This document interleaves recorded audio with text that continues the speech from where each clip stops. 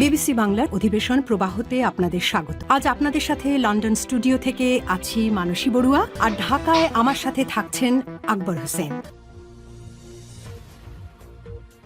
বাংলাদেশের সর্বশেষ গুরুত্বপূর্ণ আপডেট সংবাদে আপনাকে স্বাগত। শুরুতেই সংবাদ শিরোনাম, পরে বিস্তারিত। প্রথমেই জানাবো আমাদের হাতে থাকা সর্বশেষ গুরুত্বপূর্ণ সবথেকে তাজা আপডেট সংবাদ। মেহেরপুরে জামাতে যোগ দিল বিএনপির ৭০ নেতাকর্মী। মেহেরপুরে বাংলাদেশ জামাত ইসলামে যোগ দিয়েছে বিএনপির ৭০ জন নেতাকর্মী। আজ উপজেলা শ্যামপুর ইউনিয়নের গোপালপুর গ্রামে সাধারণ সভায় জামাত ইসলামে তারা যোগদান করেন। জানা গেছে জামাতের আদর্শ ভালো লাগে বিধায় তারা বিএনপি থেকে যোগদান করছে। এরপর জানাবো জুলাই সনদ বাস্তবায়নে নভেম্বরে গণভোট চায় জামাত ইসলাম। জুলাই সনদ বাস্তবায়নে জাতীয় নির্বাচনের আগেই নভেম্বরে গণভোট দাবি জানিয়েছে বাংলাদেশ জামাত ইসলামী। এজন্য নির্বাচন কমিশনকে মানসিকভাবে প্রস্তুতি নেয়ার আহ্বানও জানিয়েছে দলটির নায়েবে আমির ড. সৈয়দ আবদুল্লাহ মোহাম্মদ তাহির।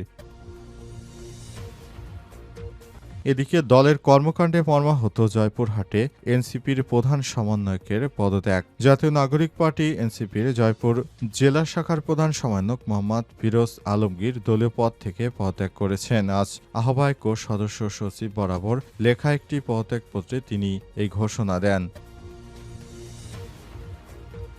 জানাবো নোয়াখালীতে শীত কেটে ঘরে ঢুকে নারীকে ধর্ষণ, প্রধান আসামি গ্রেপ্তার। নোয়াখালীর সদরে শীত কেটে ঘরে ঢুকে এক নারীকে ধর্ষণের মামলায় প্রধান আসামিকে গ্রেপ্তার করেছে র্যাব। আজ দুপুরে গ্রেপ্তার আসামিকে নোয়াখালী চিফ জুডিশিয়াল ম্যাজিস্ট্রেট আদালতে হাজির করা হয়েছে। লক্ষ্মীপুর সদর উপজেলা থেকে তাকে গ্রেপ্তার করা হয়।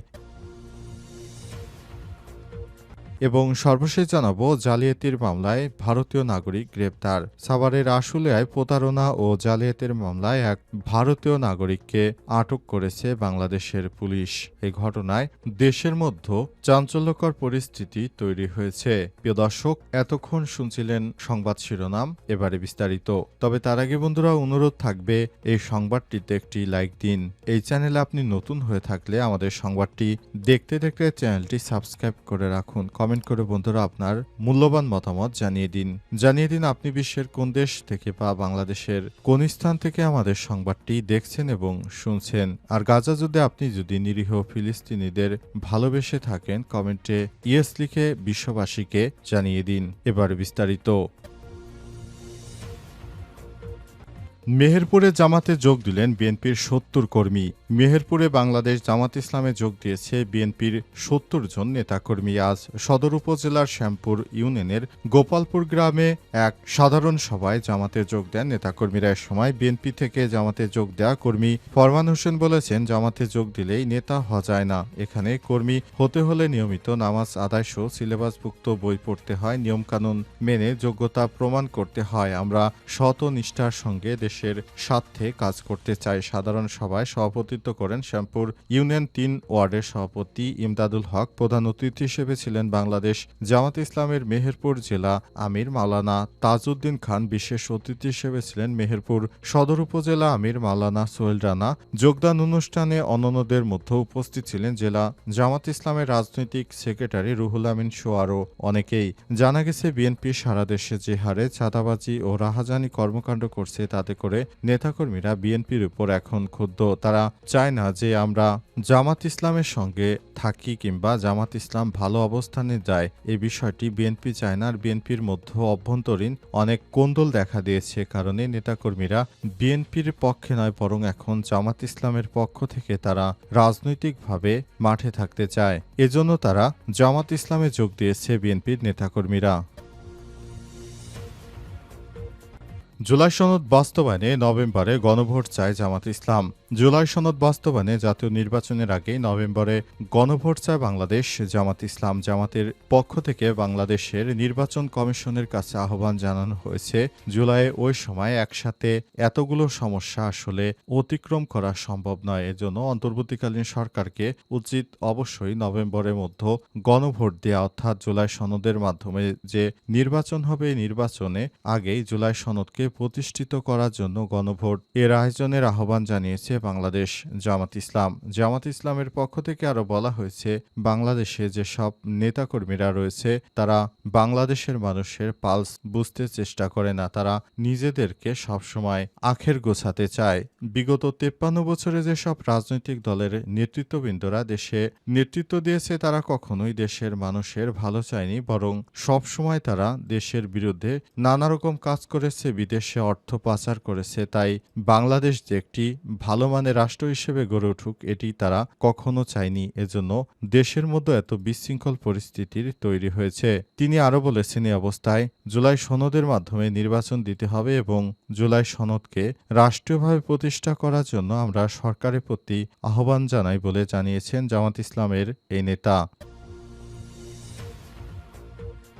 দলের কর্মকাণ্ডে মর্মাহত জয়পুরহাটে এনসিপির প্রধান সমন্বয়কের পদত্যাগ। জাতীয় নাগরিক পার্টি এনসিপি জয়পুরহাট জেলা শাখার প্রধান সমন্বয়ক মোহাম্মদ ফিরোজ আলমগীর দলীয় পদ থেকে পদত্যাগ করেছেন। আজ আহ্বায়ক ও সদস্য সচিব বরাবর লেখা এক পদত্যাগপত্রে তিনি এই ঘোষণা দেন। পত্রে ফিরোজ আলমগীর উল্লেখ করেছেন, তিনি দীর্ঘদিন ধরে এনসিপির জেলা প্রধান সমন্বয়ক হিসেবে দায়িত্ব পালন করে আসছিলেন, কিন্তু সাম্প্রতিক সময় দলের বিভিন্ন সিদ্ধান্ত, কর্মকাণ্ড ও অবস্থানকে তিনি বিপ্লব আদর্শের পরিপন্থী বলে মনে করছেন। তার বাসায় চিহ্নিত আওয়ামী নেতাদের দলের বিষয় যে নীতি গ্রহণ করা হয়েছে তার ব্যক্তিগত আদর্শ ও মূল্যবোধের পরিপন্থী।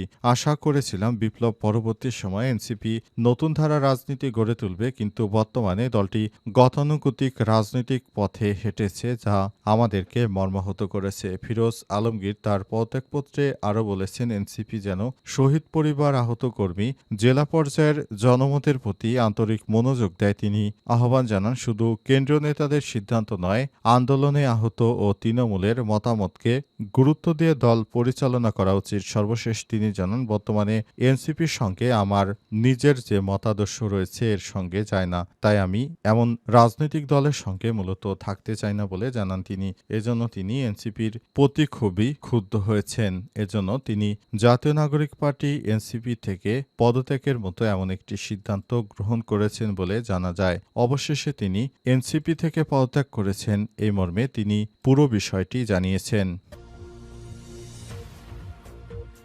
নোয়াখালীতে শীত কেটে ঘরে ঢুকে নারীকে ধর্ষণ, প্রধান আসামি গ্রেপ্তার। নোয়াখালী সদরে শীত কেটে ঘরে ঢুকে এক নারীকে ধর্ষণ করা হয়েছে।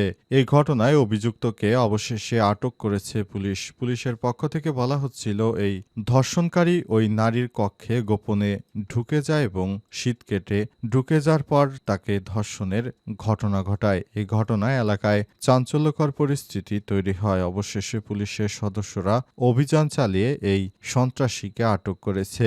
এই ঘটনায় পুলিশের সদস্যরা এখন প্রশংসা পাচ্ছেন বলে জানা গেছে।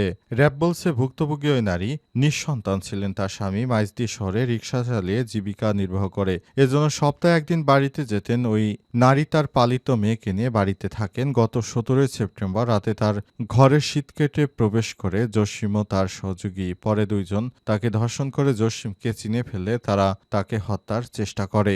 র‍্যাব কর্মকর্তা মিঠুন কুমার বলেছেন, এই ঘটনায় সুদারাম মডেল থানায় মামলা দায়ের করেন ভুক্তভোগী ওই নারী। মামলার পর থেকেই জসিম পলাতক ছিলেন। গোপন সংবাদের ভিত্তিতে আসামিকে গ্রেপ্তার করে সুদারাম মডেল থানায় হস্তান্তর করা হয়েছে। বর্তমানে এই আসামি জেল হাজতে রয়েছে। তার বিরুদ্ধে আইনগত ব্যবস্থা গ্রহণ করা হচ্ছে বলে পুলিশের পক্ষ থেকে নিশ্চিত করা হয়েছে এবং ভবিষ্যতে কেউ যেন এই ধরনের সন্ত্রাসী কর্মকাণ্ডে যুক্ত হতে না পারে সেজন্য প্রশাসনের পক্ষ থেকে কঠোর ব্যবস্থা গ্রহণ করা হচ্ছে। পাশাপাশি ভুক্তভোগীকে ক্ষতিপূরণ দেওয়ার জন্য সরকারের পক্ষ থেকে নির্দেশ দেওয়া হয়েছে।